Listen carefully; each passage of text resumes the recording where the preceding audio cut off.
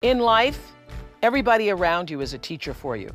If you're in a bad relationship right now, you are a student of how to have a better relationship.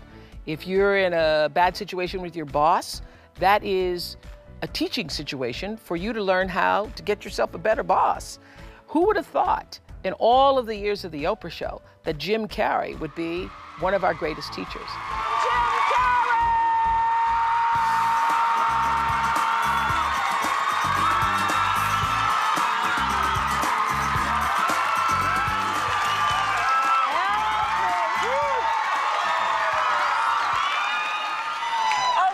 Okay.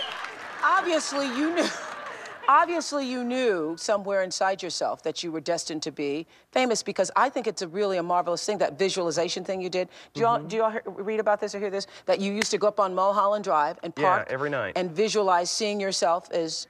Yeah, I would visualize, This is when you were broke and poor. You know, right, having directors interested in me and people that I respected saying, you know, I like your work, or whatever that is, and I would visualize things coming to me that I wanted or whatever. This was in like 1987, 85? Yeah. And I had nothing at that time, so it was like, but it just made me feel better. It made me, at that time, all it really was for me was kind of making me feel better. I would drive home and think, well, I do have these things, and they're out there. I just don't have a hold of them yet, but they're out there. Okay, so you would get this from what, self-help books or whatever? Yeah, self-help section. Self-help section. They've renamed it the Jim Carrey wing.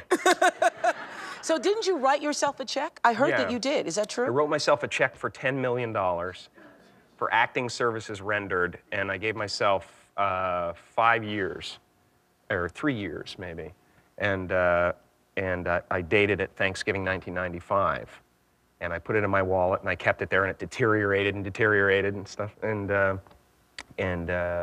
then, just before Thanksgiving 1995, I found out that I was going to make $10 million on, I think it was Dumb and Dumber, maybe. Dumb and Dumber, yeah. So you visualize yourself like... Visualization works if you work hard. Yeah. Well, yeah, that's the thing. You can't just visualize and then, you know, go eat a sandwich.